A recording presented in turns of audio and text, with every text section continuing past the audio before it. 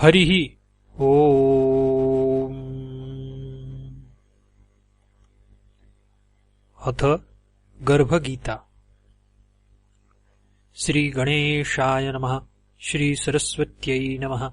श्रीसद्गुरुचरणपदकमलारविन्दाभ्यां नमः।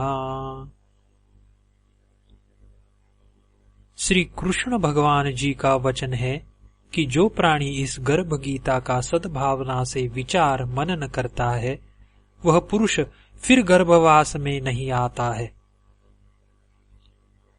अर्जुनोवाच। अर्जुन ने कहा, हे कृष्ण भगवान, यह प्राणी जो गर्भवास में आता है वह किस दोष के कारण आता है? हे प्रभु, जब यह जन्मता है तब इसको जरा आदि रोग लगते हैं, फिर मृत्यु होती है। हे स्वामी, वह कौन सा कर्म है जिसके करने से प्राणी जन्म मरण से रहित हो जाता है? श्री भगवानुवाच। श्री भगवान ने कहा, हे अर्जुन, यह मनुष्य जो है सो अंधा व मूर्ख है, जो संसार के साथ प्रीति करता है। यह पदार्थ मैंने पाया है और वह मैं पाऊंगा, ऐसी चिंता इस प्राणी के मन से उतरती नहीं। 8 पहर माया को ही मांगता है। इन बातों को करके बार बार जन्मता और मरता है। वह गर्भ में दुख पाता रहता है। अर्जुन उवाच। अर्जुन ने कहा, हे भगवान, यह मन मदमस्त हाथी की भांति है। तृष्णा इसकी शक्ति है। यह मन तो 5 इंद्रियों के वश में है। काम, क्रोध, लोभ, मोह और अहंकार, इन 5 में अहंकार बहुत बली है। सो कौन यत्न है जिससे मन वश में हो जाए? श्री भगवान उवाच। श्री भगवान ने कहा, हे अर्जुन, यह मन निश्चय ही हाथी की भांति है। तृष्णा इसकी शक्ति है। मन 5 इंद्रियों के वश में है। अहंकार इनमें श्रेष्ठ है। हे अर्जुन, जैसे हाथी अंकुश यानी कुंडा के वश में होता है, वैसे ही मन रूपी हाथी को वश में करने के लिए ज्ञान रूपी अंकुश है। अहंकार करने से यह जीव नरक में पड़ता है।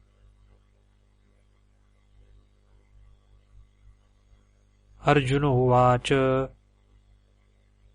अर्जुन ने कहा, हे भगवान, जो एक तुम्हारे नाम के लिए वन खंडों में फिरते हैं, एक वैरागी हुए हैं, एक धर्म करते हैं, इनको कैसे जाने? जो वैष्णव है वे कौन है? श्री भगवान उवाच। हे अर्जुन, एक वे हैं जो मेरे ही नाम के लिए वनों में फिरते हैं, वे सन्यासी कहलाते हैं। एक वे हैं जो सिर पर जटा बांधते हैं और अंग पर भस्म लगाते हैं। उनमें मैं नहीं हूं, क्योंकि इनमें अहंकार है। इनको मेरा दर्शन दुर्लभ है। अर्जुन उवाच। हे भगवान, वह कौन सा पाप है जिससे स्त्री की मृत्यु हो जाती है? वह कौन सा पाप है कि जिससे पुत्र मर जाता है? और नपुंसक कौन पाप से होता है? श्री भगवान उवाच। हे अर्जुन, जो किसी से कर्ज लेता है और देता नहीं, इस पाप से उसकी औरत मरती है। और जो किसी की अमानत रखी हुई वस्तु पचा लेता है, उसके पुत्र मर जाते हैं। जो किसी का कार्य किसी के गोचर आए पड़े और वह जबानी कहे कि मैं तेरा कार्य सबसे पहले कर दूंगा, पर समय आने पर उसका कार्य न करे, इस पाप से नपुंसक होता है। ये बड़े पाप है। अर्जुनोवाच। हे भगवान, कौन पाप से मनुष्य सदैव रोगी रहता है? किस पाप से गधे का जन्म पाता है? स्त्री का जन्म तथा टट्टू का जन्म क्यों पाता है? और बिल्ली का जन्म किस पाप से होता है? श्री भगवान वाच। हे अर्जुन, जो भी मनुष्य कन्यादान करते हैं और इस दान में मूल्य लेते हैं, वे दोषी है। वे मनुष्य सदा रोगी रहते हैं। जो विषय विकार के वास्ते मदिरा पान करते हैं, वे टट्टू का जन्म पाते हैं। और जो झूठी गवाही भरते हैं, वे औरत का जन्म पाते हैं। जो औरतें रसोई बनाने के बाद पहले आप भोजन कर लेती है और पीछे परमेश्वर को अर्घ्य दान करती है, तो वे बिल्ली का जन्म पाती हैं। और जो मनुष्य अपनी झूठी वस्तु दान करते हैं, वे औरत का जन्म पाते हैं। वह गुलाम औरतें होती है। अर्जुनो उवाच। हे भगवान, कई मनुष्यों को आपने स्वर्ण दिया है, सो उन्होंने कौन सा पुण्य किया है? और कई मनुष्यों को आपने हाथी, घोड़ा, रथ दिए हैं, उन्होंने कौन सा पुण्य किया है? श्री भगवान उवाच। हे अर्जुन, जिन्होंने स्वर्ण दान किया है, उनको घोड़े वाहन मिलते हैं। जो परमेश्वर के निमित्त कन्यादान करते हैं, सो पुरुष का जन्म पाते हैं। अर्जुन उवाच। हे भगवान, जिन पुरुषों के अंदर विचित्र देह है, उन्होंने कौन सा पुण्य कार्य किया है? किसी किसी के घर संपत्ति है, कोई विद्यावान है, उन्होंने कौन सा पुण्य कार्य किया है? श्री भगवान उवाच। हे अर्जुन, जिन्होंने अन्नदान किया है, उनका सुंदर स्वरूप है। जिन्होंने विद्या दान किया है, वे विद्यावान होते हैं। जिन्होंने संतों की सेवा की है, वे पुत्रवान होते हैं। अर्जुन उवाच।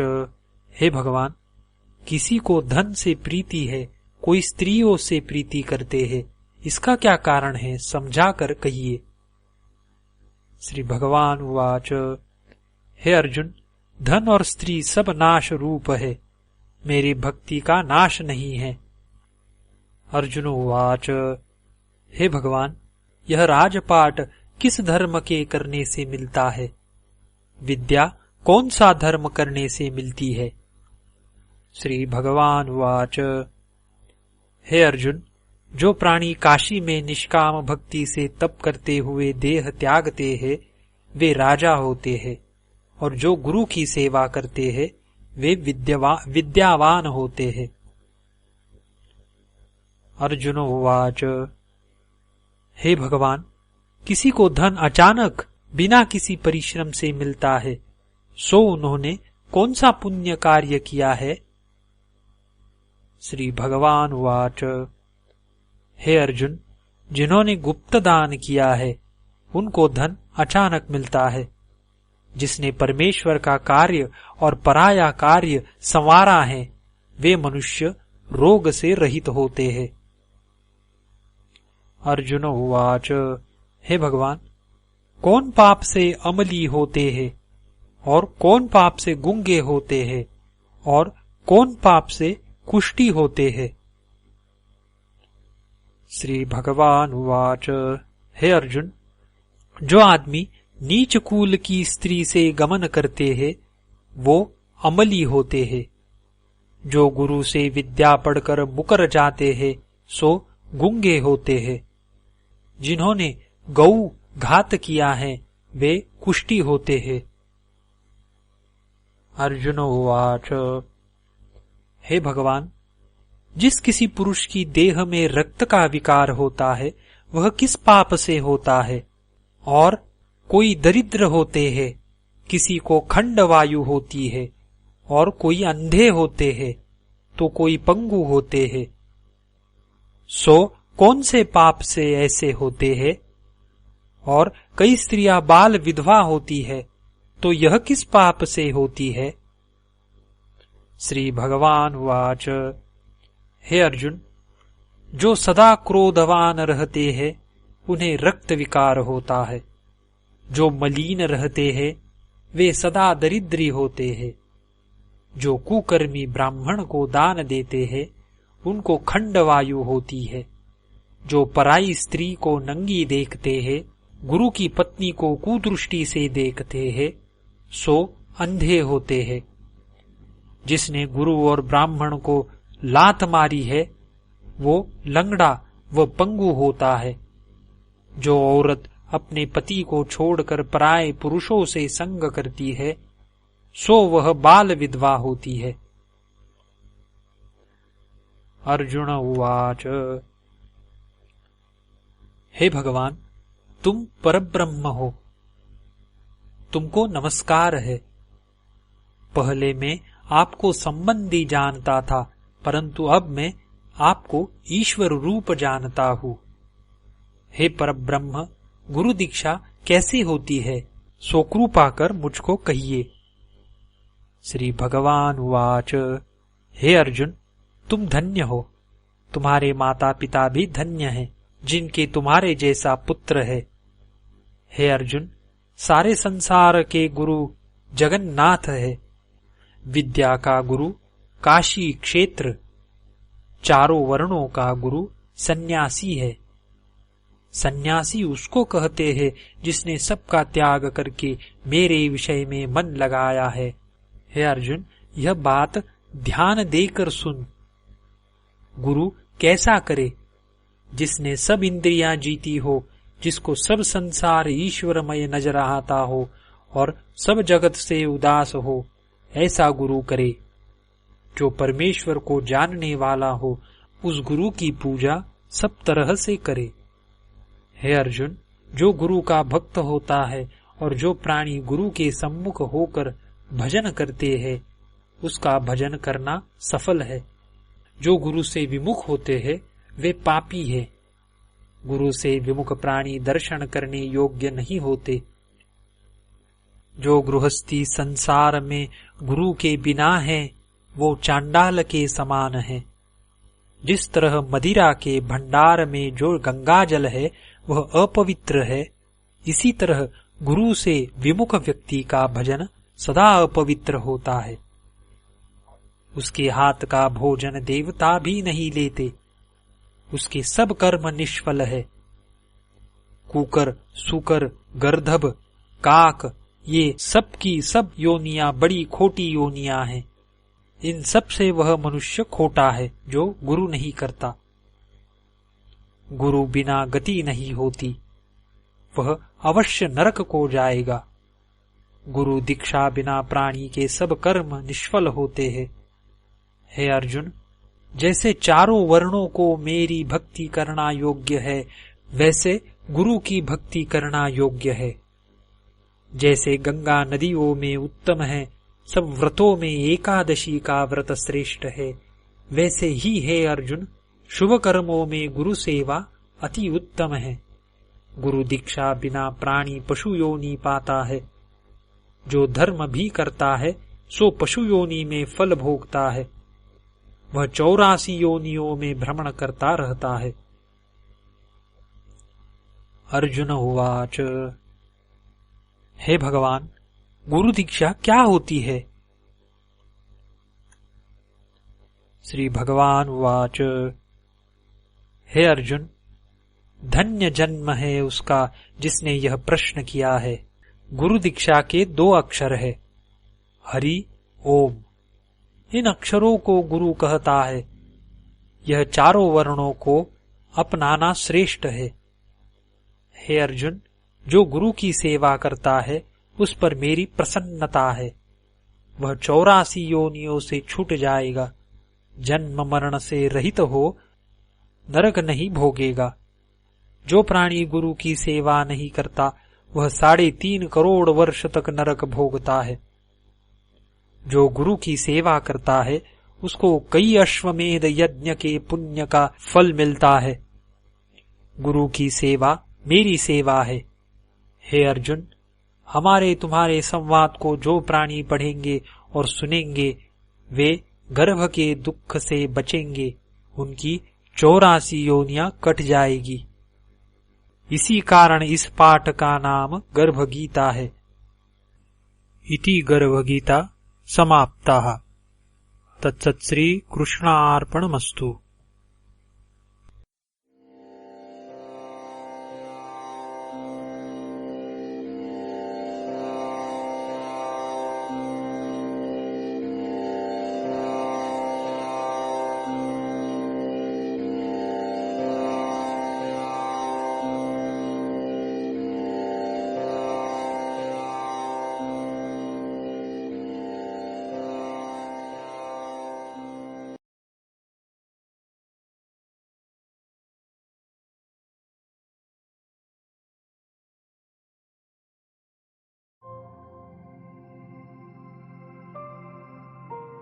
कर्मयोग। वरेण्य ने कहा, हे भगवन, आपने ज्ञान निष्ठा और कर्म निष्ठा दोनों का वर्णन किया। आप दोनों में से एक निश्चय कर जो कल्याणदायक हो उसे कहिए। श्री गजानन बोले, हे प्रिय, इस चराचर जगत में मेरे द्वारा पहले वर्णित 2 प्रकार की स्थिति है। सांख्य शास्त्र जानने वालों की ज्ञान योग से और कर्म के अधिकारी जनों की कर्म योग से शुद्धि होती है। कर्म में आसक्त जन कर्मों के आरंभ न करने से निष्क्रिय हो जाते हैं। केवल कर्मों के ही त्याग देने से सिद्धि नहीं होती। किसी दशा में क्षण मात्र भी कर्म किए बिना कोई नहीं रह सकता। प्रकृति के स्वाभाविक 3 गुण सबको ही अवश्य करके कर्म कराते हैं। जो कर्म करने वाला इंद्रियों को रोककर मन ही मन में इंद्रियों के विषयों का स्मरण करता है, उस इंद्रिय लोलुप दुरात्मा को तुच्छ आचार वाला कहा जाता है।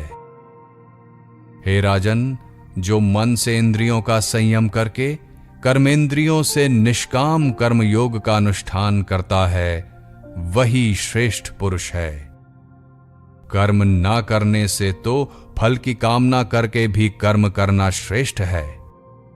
कारण कि सब कर्मों का त्याग करने से तो शरीर यात्रा भी नहीं हो सकती। जो प्राणी कर्मों का फल मुझ में समर्पण नहीं करते, वे बंधन में पड़ते हैं। इस कारण से निष्काम कर्म का अनुष्ठान करते हुए निरंतर मुझे अर्पण करके कर्म बंधन का नाश करना चाहिए। जो कर्म मेरे निमित्त किए जाते हैं, वे कहीं और कभी बंधन के कारण नहीं होते, किंतु जो वासना पूर्वक फलासक्ति पूर्वक किए गए कर्म हैं, वे ही बलात् प्राणी को बांधते हैं। पूर्व काल में मैंने यज्ञ रूप नित्य कर्म के ही साथ साथ मनुष्यों के वर्णों को रचकर कहा, हे मनुष्यों, तुम यज्ञ से वृद्धि को प्राप्त हो। यह शिक्षा कल्प वृक्ष के समान तुम्हारी इष्ट सिद्धि को देने वाली हो। तुम देवताओं को अन्न से तृप्त करो, देवता तुमको वर्षा आदि से प्रसन्न करें। इस प्रकार परस्पर वृद्धि करते हुए तुम और देवता सब श्रेष्ठ स्थान को प्राप्त हों। देवता प्रसन्न होकर तुम्हारे मनोवांछित मनोरथों को पूर्ण करेंगे।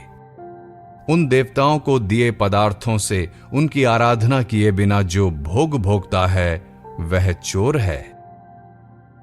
जो देव आराधन रूप यज्ञ करके अवशिष्ट अन्न का भोजन करते हैं, वे सब पापों से मुक्त होते हैं।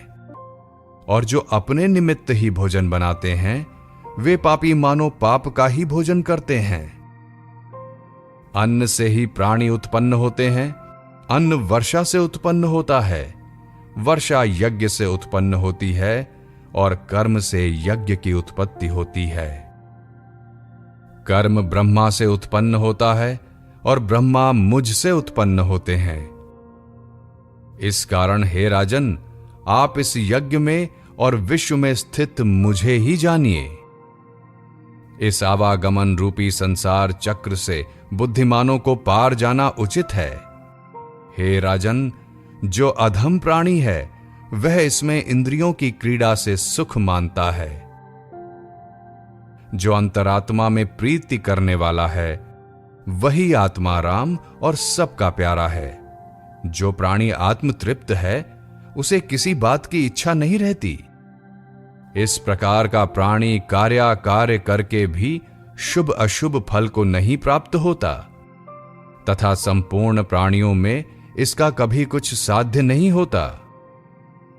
इस कारण हे राजन, प्राणियों को आसक्ति रहित होकर कर्म करना उचित है। जो आसक्त होता है उसकी दुर्गति होती है और अनासक्त मुझे प्राप्त हो जाता है। हे राजन, प्राचीन काल में कर्म करने से बहुत से राजर्षि और ब्रह्मर्षि परम सिद्धि को प्राप्त हुए हैं। लोक संग्रह के निमित्त ही अनासक्त होकर कर्म करना उचित है। जो कर्म महान पुरुष करते हैं वही कर्म अन्य सब करते हैं। वह जिसको प्रमाण मानते हैं दूसरे भी उसी को मानते हैं। हे राजन, मुझे कोई वस्तु स्वर्ग आदि में भी दुर्लभ नहीं है और मैं कर्म करके किसी अप्राप्त वस्तु को प्राप्त करने की भी इच्छा नहीं करता, फिर भी मैं कर्म करता हूं। हे महामते, यदि मैं आलसी तथा स्वच्छंद होकर कर्म न करूं तो सभी वर्ण कर्म छोड़कर केवल मेरा अनुगमन करने लगेंगे। तब मेरे ऐसा करने से सब वर्ण आचार भ्रष्ट होकर नष्ट हो जाएंगे। इसमें इस संसार का नाश करने वाला और वर्ण संकर को उत्पन्न करने वाला भी मैं ही होऊंगा। जिस प्रकार से कामना वाले अज्ञान से सदा कर्म करते रहते हैं, इसी प्रकार विद्वान को उचित है कि लोक संग्रह के निमित्त आसक्ति रहित होकर वह कर्म करता रहे। अज्ञान से कर्म करने वालों की भेद बुद्धि का त्याग करे तथा योग युक्त होकर कर्म करता हुआ वे सब कर्म मुझे अर्पण कर दे। अविद्या और गुणों के वशीभूत हुआ निरंतर कर्म करने में लगा हुआ व्यक्ति अहंकार से मूढ़ होकर अपने को कर्ता बताता है। जो कोई आत्मज्ञ सत्वादि गुण तथा उनके कर्मों के विभाग को इस प्रकार जानते हैं कि इंद्रियां अपने विषयों में वर्तमान हैं, तो वे ऐसा जानकर कर्म में लिप्त नहीं होते। सत्व, रज, तम, इन तीन गुणों से मोहित हुए प्राणी फल की इच्छा से कर्म करते हैं। उन अविश्वासी और आत्मद्रोहियों को सर्वज्ञ पुरुष कर्म मार्ग से चलायमान न करे। इस प्रकार पंडित को उचित है कि मुझ में ही नित्य नैमित्तिक कर्म को अर्पण कर दे, तो वह अहम और ममता बुद्धि का त्याग करके परम गति को प्राप्त हो जाएगा। ईर्ष्या न करने वाले जो भक्तिमान मनुष्य मेरे कहे हुए इस शुभ मार्ग का अनुष्ठान करते हैं, वे सब कर्मों से मुक्त हो जाते हैं। जो अज्ञान से चित्त के नष्ट होने के कारण इस मार्ग का अनुष्ठान नहीं करते, उन ईर्ष्यालु, मूढ़ और नष्ट बुद्धियों को मेरा शत्रु जानो। जब ज्ञानवान भी अपने स्वभाव के अनुसार चेष्टा करता है और उसी स्वभाव का अनुगमन करता है, तो स्वभाव को ग्रहण न करना व्यर्थ है। कर्मेंद्रिय और ज्ञानेंद्रिय के विषयों में काम और क्रोध उत्पन्न होते हैं। इनके वश में नहीं होना चाहिए, कारण कि यही प्राणी के शत्रु रूप हैं। अपना धर्म यदि गुण रहित हो तो भी अच्छा है, और दूसरे का धर्म गुण युक्त होने से भी भला नहीं। अपने धर्म में मरना भी परलोक में कल्याणकारी है, परंतु दूसरे का श्रेष्ठ धर्म भी भय प्रदान करता है। वरेण्य ने कहा, हे गणेश जी, प्राणी जो पाप करता है वह किसके द्वारा प्रेरित होता है? इच्छा नहीं करता हुआ भी बलात् किससे प्रेरित होता हुआ वह पापाचरण करता है? श्री गणेश जी बोले, रजोगुण और तमोगुण से उत्पन्न हुए ये काम और क्रोध ही दो महापापी हैं। ये लोगों को अपने वश में करते हैं। इन्हीं दोनों को तुम महान शत्रु जानो। जिस प्रकार माया जगत को ढकती है, जैसे भाप जल को और जैसे वर्षा काल का मेघ सूर्य को ढक लेता है, इसी प्रकार काम ने सबको ढक लिया है। महाबली, सदा द्वेष करने वाले और कभी पूरा ना हो सकने वाले इस इच्छा रूपी काम ने ही बुद्धिमानों के ज्ञान को भी ढक रखा है। यह काम बुद्धि, मन तथा इंद्रिय के आश्रित होकर रहता है। उन्हीं से ज्ञान को आच्छादित करके यह ज्ञानियों को भी मोहित करता है।